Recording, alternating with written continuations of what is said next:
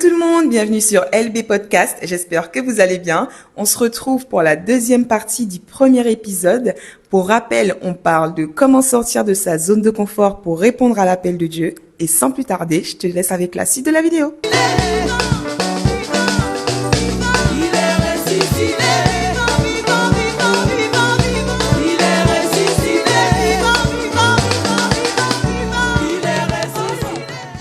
Ok, et du coup, vous, qu'est-ce que vous direz là à un internaute, à une personne qui regarde sur comment sortir de sa zone de confort et comment déjà se rendre compte qu'on est dans une zone de confort et comment en sortir?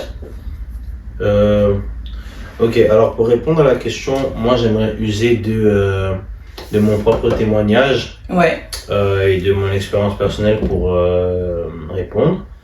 Pour la petite histoire, j'ai eu à occuper un poste dans une même société pendant plusieurs années, 5 ans au total, ce qui est vraiment énorme. Et du coup, j'ai intégré cette entreprise en premier lieu parce que après avoir arrêté mes études en deuxième année de BTS, donc pour ne pas rester chez moi à rien faire, du coup, j'ai pris la décision d'entrer dans la vie active. Du coup. Mais c'est une décision que j'ai prise un petit peu par défaut. J'étais pas forcément prêt ou mature pour entrer dans la vie active. Mais du coup, pour vraiment rester, ne pas être inactif et ne rien faire, j'ai décidé du coup d'entrer dans le monde du travail. Donc j'ai occupé ce poste, j'ai rapidement pris la main sur ce poste. Et donc j'ai rapidement été un élément également sur ce poste, mais tout en étant conscient que j'y resterai pas jusqu'à la fin de mes jours, que je n'évoluerai pas que je n'évoluerai pas là-bas ou quoi. C'est ça aussi. Que je n'évoluerai pas dans ce domaine d'activité là, et que ce n'était pas nécessairement ce dans quoi Dieu m'appelle. Mais du coup je me suis rendu compte du coup que j'avais créé une zone de confort. C'est ça. Parce que ce travail-là, l'entreprise en fait, elle était à 2 pas de chez moi. Je faisais des horaires assez flexibles et malléables qui m'arrangeaient sur tous les plans. Donc même en tant que serviteur à l'église, je pouvais assister à tous les cultes, vraiment sans problème. Je pouvais être là les mardis, je peux être là les jeudis, je peux être là les dimanches. Seulement le dimanche, on travaille pas. Allez là, on travaille pas.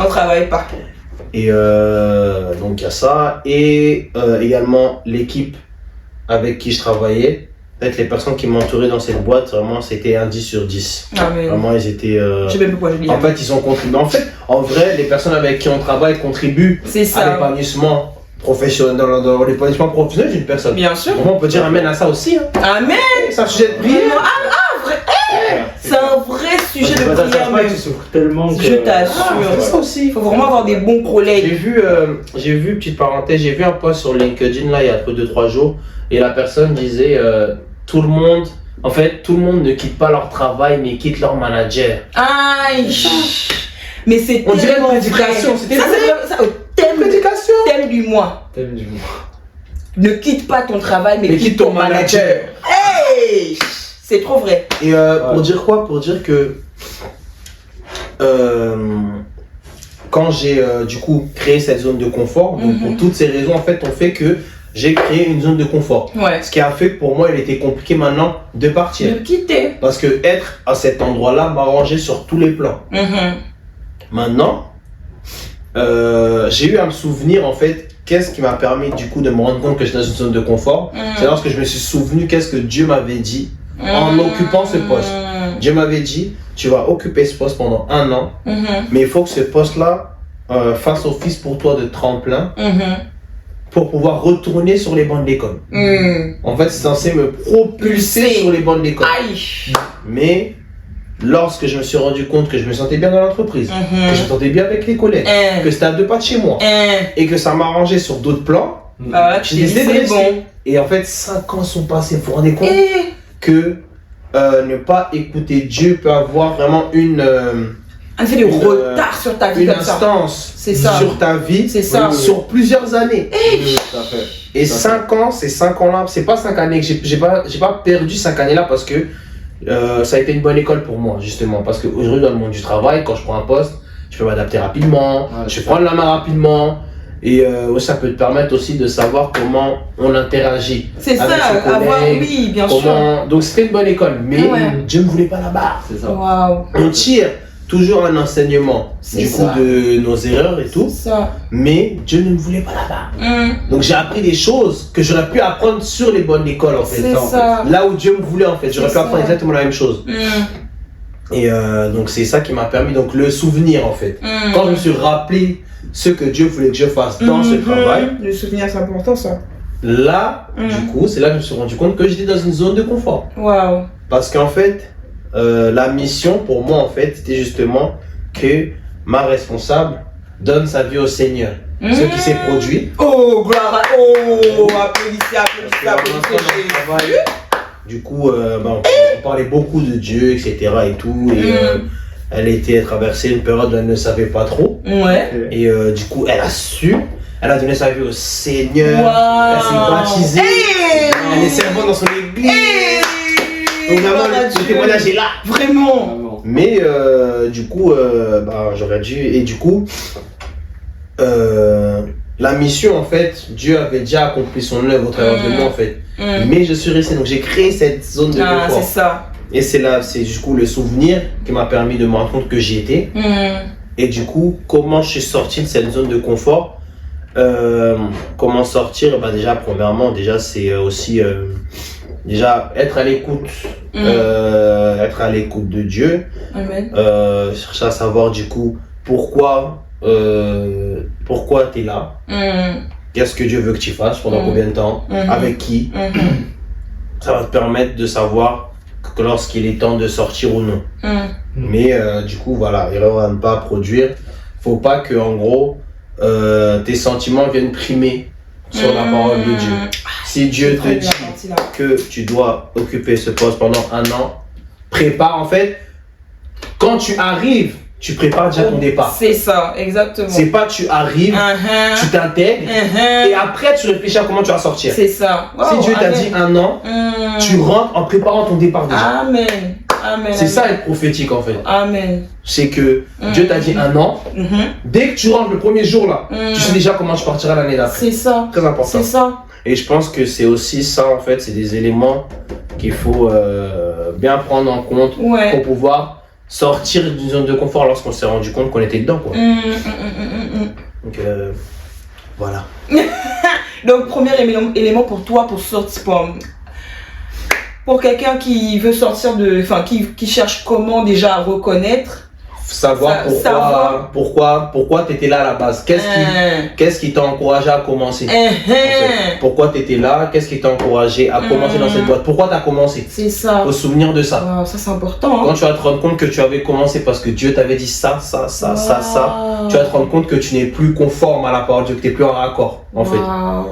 Et par la suite, lorsque tu sais ça maintenant, c'est là que tu vas en mode prendre ces éléments-là pour préparer maintenant ta sortie de cette zone. En fonction de ça et ça. Maintenant, je sais que Dieu voulait ci, ça et ça. Donc, je prépare ma sortie pour maintenant retourner sur la route que Dieu avait tracée en fait de base en fait. Donc, voilà. Mais ce que tu dis, en fait, par rapport à ça, tu dis le fait de se souvenir de ce que Dieu avait dit et tout pour que le chemin soit tracé. Alors là, ça sort peut-être un peu du contexte, mais imagine quand Dieu a vraiment parlé, quand Dieu t'a parlé, t'a dit vraiment il y a ça qui doit se passer, voilà ce que je veux faire dans ta vie, mais qu'au final tu te rends compte que ça mord pas. Quand tu te rends compte que malgré le fait que Dieu ait parlé, que les situations de la vie là font en sorte que ce que Dieu a dit ne se fait pas. Tu fais comment? Parce que si toi tu t'es dit dans ma zone, pour éviter d'être dans ma zone de confort, je me souviens que Dieu avait dit ça. Maintenant les circonstances de la vie diffèrent. Je sais pas si tu vois ce que je veux dire. Diffèrent de ce que Dieu avait dit. Après, en fait, il faut aussi savoir qu'est-ce qu'il y a, parce qu'en fait, il y a des circonstances qui peuvent arriver. Par exemple, admettons, le Covid. Le Covid, par exemple, a stoppé le monde pendant 2 ans. Donc, admettons que en janvier 2020, c'était 2020 l'année du Covid? J'y crois, hein. Janvier 2020, tu as entamé par exemple un projet. Par exemple, tu vends des bouteilles d'eau. C'est ton projet, tu l'as entamé. C'est ça, Dieu t'a dit, tu dois vendre tes bouteilles d'eau. Mais tu as entamé le projet, tu es dans le projet. Sauf qu'au mois de mars, le Covid a mis le monde sur pause. C'est ça. C'est une circonstance. C'est ça. C'est une circonstance qui fait que la volonté de Dieu est mise sur pause. C'est une circonstance. Ok. Maintenant, il y a de ces circonstances. Qu'est-ce que toi, tu ne fais pas pour que ça ne morde pas? Par exemple, c'est fort ce que tu viens de dire. En fait,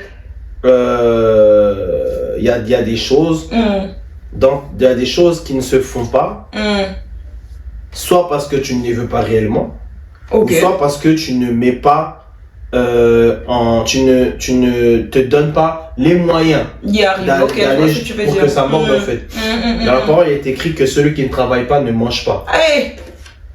Amen. Je pense qu'on ne peut pas imaginer ça d'une meilleure façon. C'est ça, ok. Je vois pour ce que dire tu veux que, admettons, tu es une personne par exemple qui cherche du travail, tu as mis ça en prière, mais tu ne t'es pas levé pour aller chercher du travail. C'est ça. C'est pas une prière, c'est un mensonge que tu as adressé à Dieu, en vrai. Parce que si tu cherches du travail, tu vas aller chercher. Chercher, c'est tu vas sortir de chez toi et tu vas aller chercher. Tu vas aller chercher. C'est pas tu vas prier. Ouais, Dieu, le travail, on va te servir le travail sur un plateau. C'est pas de la magie qu'on fait. C'est la foi qu'on met en action en fait. C'est pas la même chose. Ouais, ça revient à ce qu'on disait tout à l'heure de faire sa part en fait. Avec Dieu, c'est ça en fait. Ok. Donc pour revenir à la question. Lorsque je te rends compte que tu es dans une zone de confort, parce que peut-être que le Covid a été une zone de confort aussi pour certains. Le monde est sur pause. T'es chez toi. T'apprécies être chez toi. C'est ça. Ça peut représenter une zone. Ça peut représenter une zone de confort pour toi maintenant. Mais sur quelques années plus tard, tu vas te rendre compte que ta vie n'avance pas, que lorsque tu te lances sur un projet, tu vois pas le bout, que tu n'arrives pas à aller au bout de tes idées, tu n'arrives pas à emmener tes idées à consécration, tu dois te poser la question, qu'est-ce qui fait que je n'y arrive pas? J'ai été sur pause pendant 2 ans et j'ai kiffé la pause. Maintenant, ça a une instance sur les projets d'avenir en fait, c'est ça. Donc des fois, il y a une remise en question aussi à avoir en fait, qui vont te permettre de répondre justement à cette question, ou avoir la réponse à cette question en tout cas. Ok, voilà. Frère Nathan. Non, après, pour répondre à la question, comment se rendre compte, je dirais, on peut se rendre compte de plusieurs manières, même de manière pratique, je dirais, parfois lorsqu'on a la sensation de stagner. On peut être déjà dans une zone de confort parce que tu sens que tu stagnes, tu sens que il se passe plus rien, genre on le sent quand on stagne. Donc c'est parfois une manière de se rendre compte. Je dirais aussi également quand on commence à prendre l'habitude d'une certaine chose. Donc peu importe le domaine, mais quand on commence à beaucoup trop s'habituer à avoir même qu'on s'était fixé des objectifs, mais que par rapport à ces objectifs-là, étant donné qu'on s'est habitué aux précédents objectifs, on a délaissé les autres. Parce que du coup au final, j'avais visé ce poste-là, mais comme dans le poste où je suis pas responsable, mais j'avais visé d'être responsable, mais je le suis pas, mais là où je suis bien, et après je délaisse mon objectif. C'est ça, rentrer dans une zone de confort. Parce que du coup, après ça va t'amener à stagner parce que ton objectif c'était d'être responsable, même si tout le monde est responsable, mais toi au final tu restes assistant par exemple. Après là j'ai pris l'exemple du travail, mais en soi c'est dans tous les domaines comme ça en fait. Là on parle beaucoup du travail, même que ce soit à l'école, que ce soit dans même le mariage, on peut vite stagner dans le mariage quand on se contente, on fait plus de sorties ensemble, on se voit plus, on profite plus de passer du temps aussi ensemble. Donc frère, tu as des confessions à faire, hein? Non, d'accord. Mais tout ça pour dire que le fait de stagner et aussi le fait, du coup, ce qui va avec pour moi, c'est s'habituer. Lorsqu'on s'habitue, c'est une mauvaise chose que de s'habituer. Parce que même lorsqu'on parle par exemple du service, on peut vite s'habituer lorsqu'on sert Dieu. Au début, t'arrives, t'es là, tu vas te donner à fond, tu vas tout donner et tout. Et puis au bout d'un moment, au bout de quelques mois de service et tout, tu vas commencer à t'habituer. Et après là, en t'habituant, tu vas pas forcément stagner, mais tu vas juste en gros t'habituer et commencer à arriver en retard. Commencer à sauter des culs, ce genre de choses et tout. Parce que tu commences à justement t'habituer, alors qu'au début, tu serais jamais permis de faire cette chose-là. Parce que du coup, t'es dans une zone de confort. Tu te mets toi-même dans une zone de confort et tout. Parce que, encore une fois, la zone de confort, c'est pas toujours agréable. Être dans une zone de confort est agréable justement. Et en sortir, c'est aussi se faire violence. Pour en sortir, moi je dirais se faire violence, exprimer le désir, c'est vrai. Avoir le désir de justement en sortir, parce qu'il y a des gens qui, encore une fois, sont dans une zone de confort, le savent, mais se contentent, ils sont très bien. C'est ça. Il y a des gens qui l'assument clairement, il y a des gens qui l'assument. Je suis dans la zone de confort, ils sont bien et tout, tu vois. Ouais. Genre ça leur va. Mais je pense que c'est se faire violence constamment et c'est ça qui n'est pas facile pour l'être humain. Mais si on veut sortir de cette zone de confort, il faut vraiment se faire violence et accepter aussi. Je pense que ça passe par une situation de accepter que là on est dans une zone de confort et qu'on veut faire plus. Et que pour ça on accepte de souffrir, on accepte de faire des sacrifices, on accepte de ne pas être d'accord avec tout le monde ou tout un tas de choses. Voilà. Et pour compléter un peu ce que notre frère Nathan vient de dire, une zone de confort peut également être... on peut également créer et se retrouver dans une zone de confort après avoir été béni. Après avoir reçu ce pour quoi on avait prié, ce pour quoi on a jeûné, ce pourquoi on s'est consacré en soi. Parce qu'il y a énormément de personnes, énormément de chrétiens aujourd'hui qui se consacrent pour un temps, qui servent Dieu pour un temps, pour obtenir quelque chose de Dieu. Et une fois qu'ils ont obtenu cette chose-là, en fait leur zone de confort, ça va être justement de faire moins. Parce qu'ils ont eu ce pourquoi ils ont prié, donc ils considèrent ne plus forcément avoir de raison de prier comme ils ont eu à le faire auparavant. C'est une zone de confort. C'est ça. Tout à fait. C'est ça. C'est une zone de confort et c'est une limitation. Bien sûr. Parce que on dit dans la parole que Dieu ne nous charge pas. En fait, il ne nous donne pas plus c'est ça, de que ce qu'on peut porter en fait. C'est ça. Tout à fait. Donc quand Dieu te bénit en fait, quand Dieu bénit, Dieu pourvoit en fait. Pour que tu puisses faire plus. Tu vois? Si Dieu te donne, par exemple, de l'argent, c'est pour que tu puisses faire plus. Aujourd'hui, tu n'as pas les moyens de faire quelque chose. Dieu pourvoit pour que demain, tu aies les moyens de faire quelque chose. Donc, quand tu te donnes les moyens et que tu en fais moins, c'est une zone. C'est ça. Quand Dieu te donne les moyens et que tu en fais moins, c'est une zone. Toi, tu sors vraiment les punchlines, vraiment. Comment tu sors des thèmes comme ça, des prédications, je sais pas. Non, vraiment très bien. Très, très bien. C'est encore ministre Gab, ça c'est lui. Ah, vraiment. Si voilà la vidéo. Vraiment ministre, hein. C'est lui. Merci Seigneur. Et ben voilà. Et du coup, j'aimerais que toi aussi tu puisses répondre aux questions qu'il nous a posées. Bon, normalement, comme vous êtes les invités, c'est pour ça que je vous ai posé. Je suis pas aussi obligée de. Que tu puisses rapidement résumer. Du coup, qu'est-ce qu'un appel et comment sortir de la zone de confort pour rentrer dans cet appel. Ah là là, ouais. Donc déjà, nous, au cours du podcast, déjà si t'es arrivé jusque-là, Dieu te bénisse. Toi, t'étais très concentré, en fait, t'as compris le thème. T'as compris, c'est ça. T'as compris le thème, vraiment. Tu as compris le thème. Donc si t'es resté jusqu'à la fin, tu pourras pas dire que tu savais pas. Chapeau, vraiment. Je dirais que l'appel de Dieu a différentes formes. Ça peut être, comme tu as dit, Dieu t'appelle. Ça peut être l'appel dans le ministère ou alors un appel dans le séculier qui nécessite de faire ta part. Dieu peut t'appeler être médecin, avocat, juriste, etc. Ou communicant, peu importe, mais ça nécessite de ta part en fait de taffer. Ça nécite de ta part de faire de te former. Ça nécite en fait de te donner les moyens. Aujourd'hui, on filme un podcast, mais on sait donner les moyens. autant financier que de temps, d'énergie, de recherche, parce que comme vous avez pu les voir, les serviteurs ici, ils ont réfléchi avant de venir ici. Pour répondre à la question. Là. Ça aussi. Ah, c'est ça aussi. Donc voilà, répondre l'appel de Dieu, tu dois taffer. Voilà, tu dois taffer, tu dois semer, tu dois faire en fait ce qui est dans ton pouvoir aussi, entre guillemets, ton pouvoir, dans tes moyens, voilà, plutôt, pour pouvoir tout simplement permettre à ton projet de prendre vie. Comment réaliser que tu es dans une zone de confort ?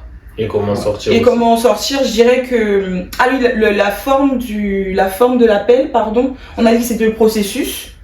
Ça peut être compliqué, etc. Mais c'est le processus. Réaliser que tu es dans une zone de confort nécessite une introspection. Demander est-ce que je fais ce que Dieu m'a déjà dit de faire, comme on a vu avec l'exemple de Rodrigue. Donc est-ce que je fais ce que Dieu m'a appelé à faire? Si je ne fais pas ce que Dieu m'a appelé à faire, pourquoi je ne le fais pas? Est-ce que du coup je suis dans un temps de stagnation et pourquoi?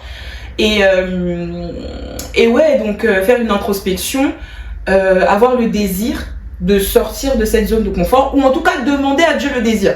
Parce que peut-être que tu n'as pas le désir, mais demander à Dieu qui fournit en nous le vouloir et le faire, le désir en fait de sortir de cette zone de confort par obéissance.